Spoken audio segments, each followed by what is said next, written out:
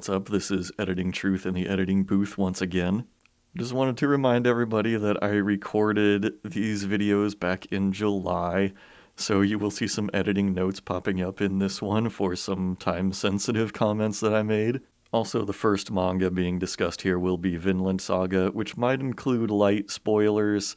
Nothing too detailed or anything too shocking, I don't think. But if you're just at the very beginning of Vinland Saga and you have no idea where this story is going to go somehow, then feel free to use the chapter buttons down below to skip that. Anyway, let's get into a sort of catch-all video of series that I'm in the process of reading, but I'm not quite finished with. Enjoy! Another thing I was reading earlier this year, and that I bought earlier this year, was Vinland Saga Volume 13. Boy, there's an awful lot of green on this cover. I sure hope it doesn't mysteriously disappear as I'm editing this video. I don't think I really talked about any Vinland Saga in the last video that I made, because, this Volume 13 came out, just at the end of last year. And I don't know if another volume of Vinland Saga is going to come out this year. I did learn recently that they're going to put out special editions of Vinland Saga starting in, I think, November. And I thought that was a really odd choice, because Vinland Saga already is available exclusively in hardcover in English. So it seemed weird to make a special hardcover edition of a series that's already hardcover only.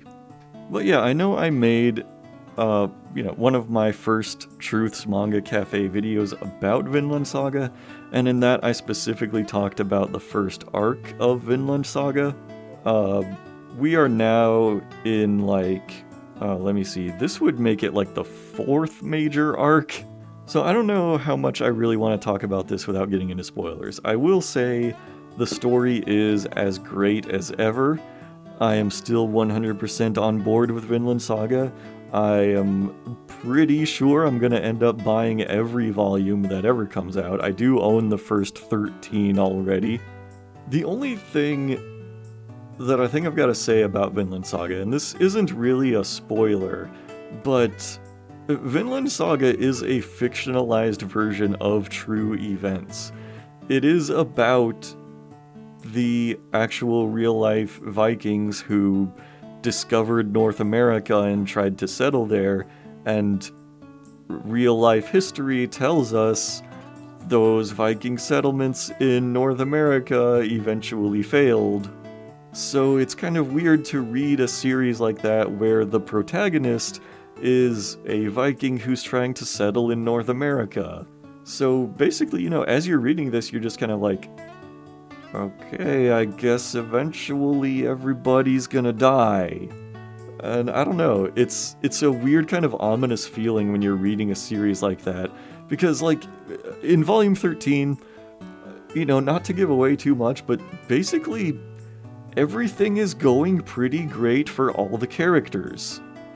Things are going pretty smoothly. And there's that constant looming real-world threat of, I know that in real life, the Vikings did not settle into long-lasting communities in North America. I know in real life that it was about another 600 or 700 years before Europeans settled in North America. So it presents this kind of narrative dissonance as Vinland Saga keeps progressing. But, I have not read any volumes beyond what appears in I have not read any chapters beyond what appears in Volume 13, but from what I've been vaguely hearing from other people, they're saying that the new chapters are just as great, and they are setting up for an incredible final arc, and based on Yukimura's previous series, I fully trust him to lead the narrative into a satisfying conclusion. So, kind of one of my goals for this year was, I decided at some point I want this to be the year that I catch up on reading Baki. Now, I have watched the recent Baki anime, and I love it.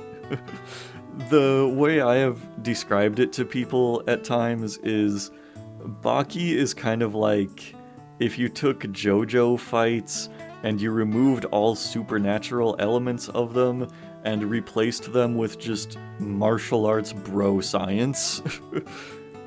So I know that the recent Baki anime doesn't start at the beginning of the Baki manga, so I kind of wanted to go back and read it from the very beginning and just kind of see where the series started and how it evolved.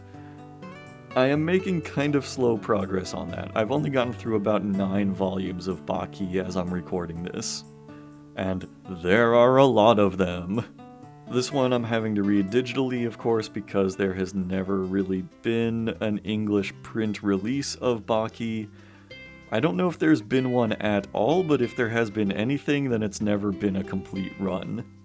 And I can kind of understand why, because if people have watched the Baki anime and then they started at volume 1 of the manga, they would be going, what is this? This is completely different from what I watched. And at the same time, I'm sure no publisher wants to just start publishing a manga in English from the middle.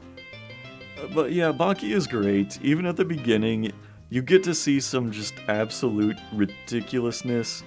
The very first instance of the martial arts bro science is like the very first opponent that Baki fights in the ring wears a mouthpiece.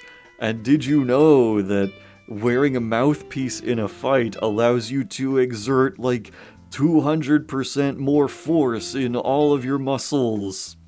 Somehow. And if you know anything about Baki, you know it's going to get a lot more ridiculous from there. The most recent season of Baki that had come out, I know there's another one coming out in July of this year, but the most recent one that came out before that had a scene where, you know, the main character, Baki, fights an imaginary giant praying mantis and almost loses. Baki is also the origin of this famous scene.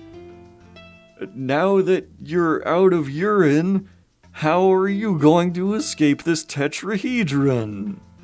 When I first saw this, out of context, I thought this was a joke.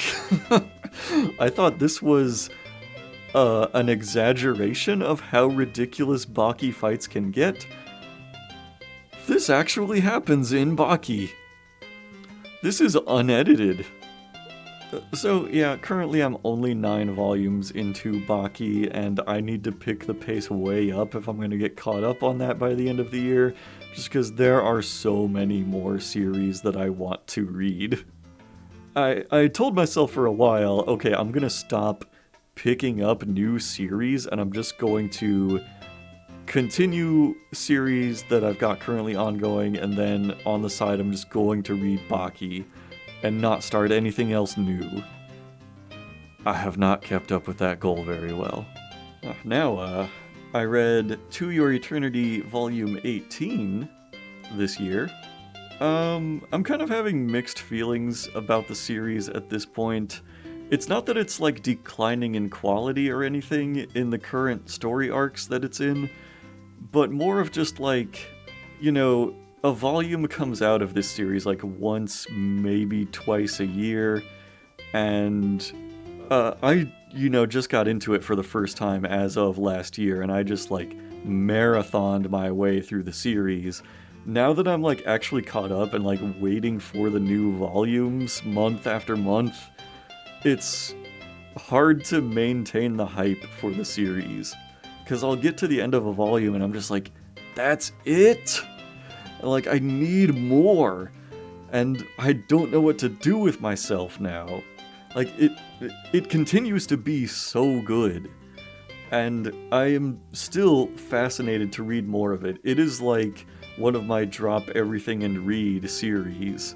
But there's like kind of a side of me now that wonders if I should hold off on it for a long time, like maybe wait until it even concludes, and like I don't know if there's even a conclusion on the horizon, but maybe I just need to like wait for more volumes to build up like that in the meantime, so that I can just like read it in a marathon once again.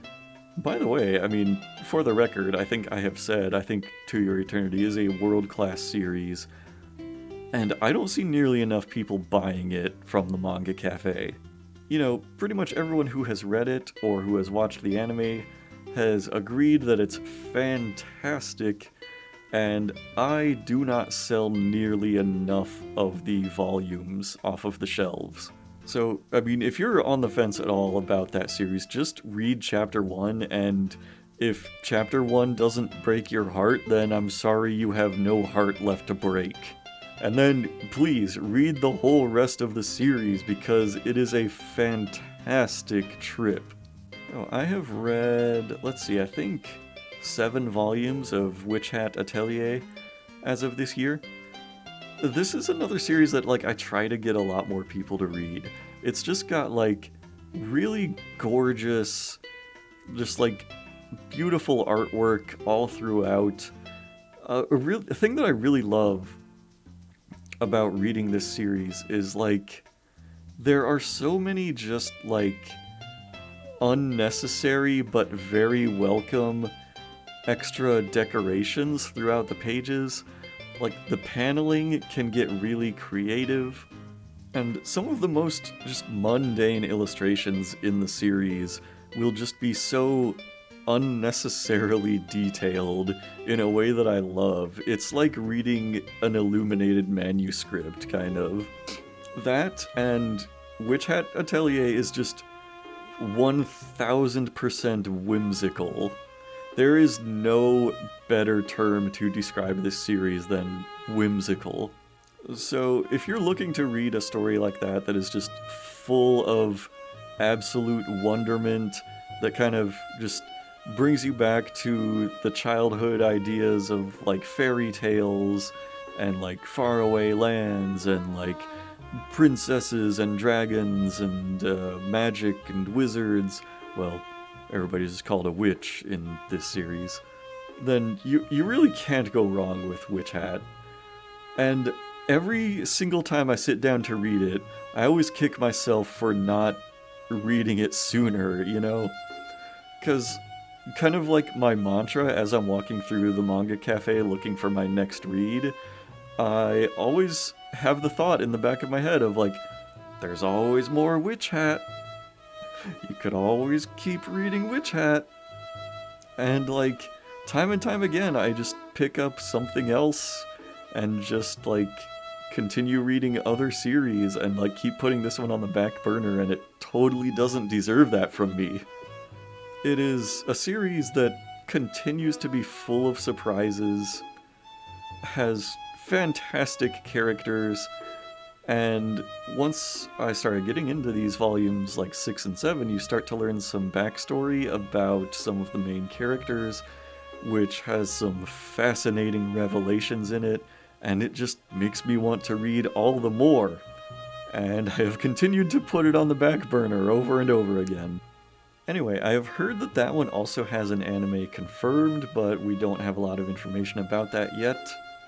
I am most certainly going to be watching that, but I mean, like I said, the artwork is so unique in this series, and I compared it to reading like an illuminated manuscript, something where there are just like all kinds of like neat illustrations in like the margins, or like creative shaping of the panels, just all kinds of things like that that I don't think can ever possibly be fully translated into anime.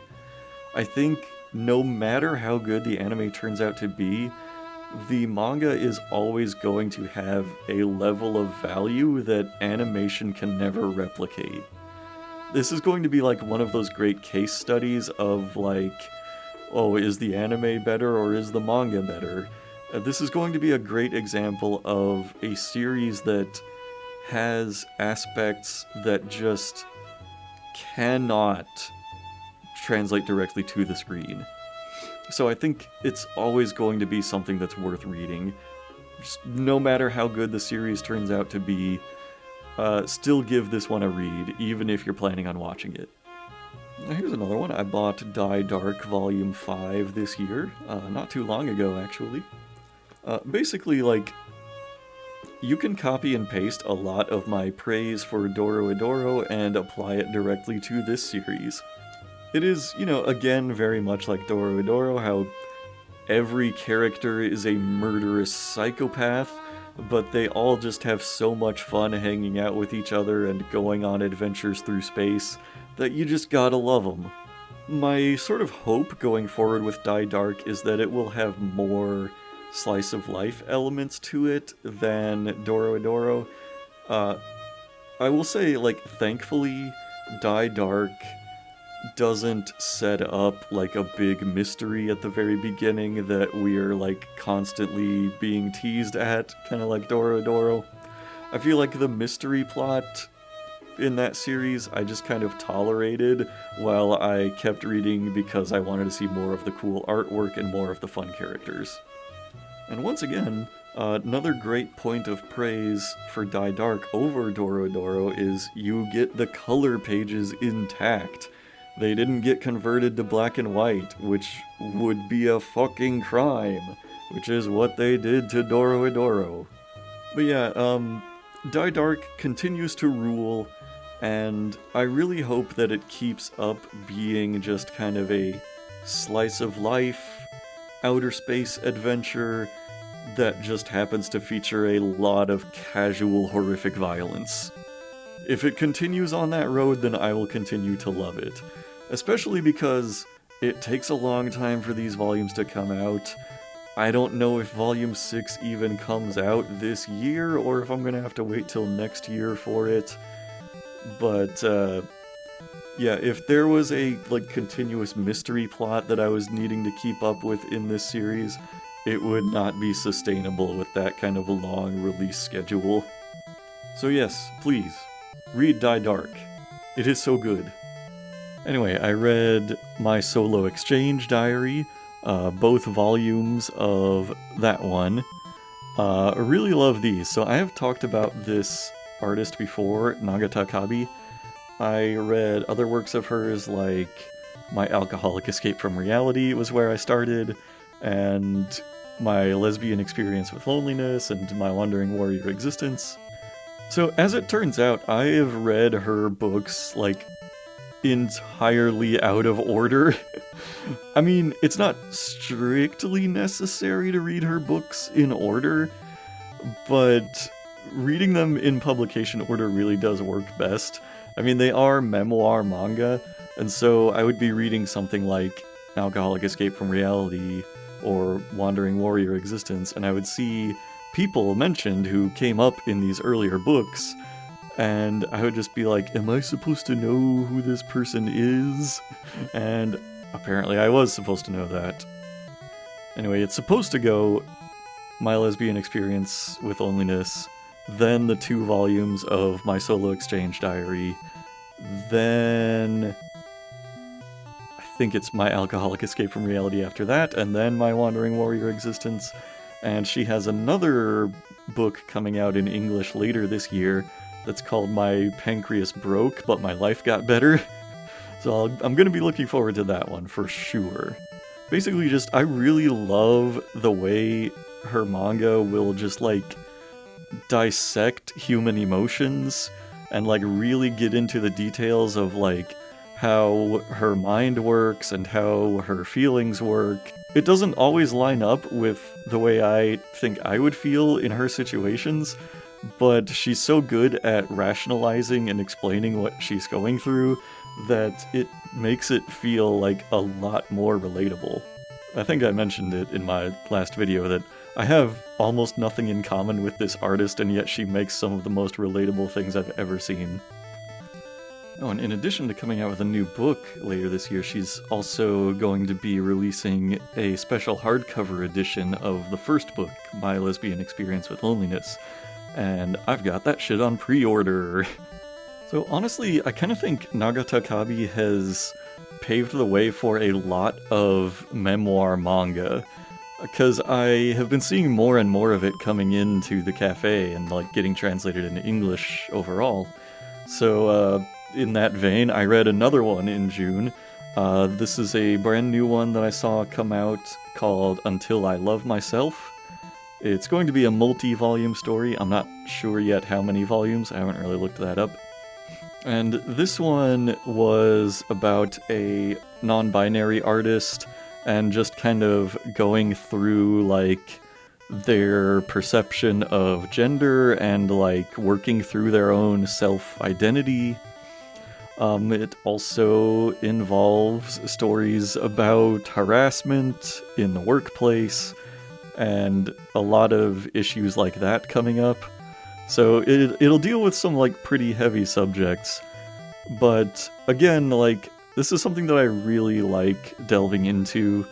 I mean, overall, every emotional experience is subjective to the person that it happens to, and so I think it's a really fascinating subject matter to see things that to a lot of outsiders might look like just regular kind of uneventful things happening. Just the kind of emotional prism that the person viewed it through themselves. I guess, to put it in like basic terms, I like it when somebody takes a situation that doesn't look from the outside like a big deal and explains why it's actually a tremendous deal and might have even been traumatic for one or more persons involved. Anyway, a lot of this book's story has to do with the artist working as an assistant to another manga artist and kind of being the victim of a lot of really inappropriate jokes and like harassment. And I'm sure this kind of thing can't be easy to write, but I love reading about the intricate emotional details of what this person went through all of these like horrible events. I guess it kind of helps you to like see the world from another perspective and help you understand when your own actions might be hurting other people more than you realize and more than they feel comfortable saying. It just kind of helps to like, you know, raise awareness of situations like that. So I'm definitely going to be reading Volume 2 whenever that comes out. I'm not sure when that might be, but honestly, like, between that book and all of the Nagatakabi books, it's really made, like, memoir comics in general grow a lot on me. I'd really like to read more of those, and it honestly, like, makes me feel like, man, I wish I could make something like this myself. Special thanks to all the financial supporters generously funding my work. You too can become a certified Trooth fairy if you just give me $1 on Patreon. Anyway, we're winding down close to the end of this series now. I only have 3 more videos to make. In the meantime, I'm going to turn it over to Charlie and he'll tell you about his favorite manga that he's reading right now.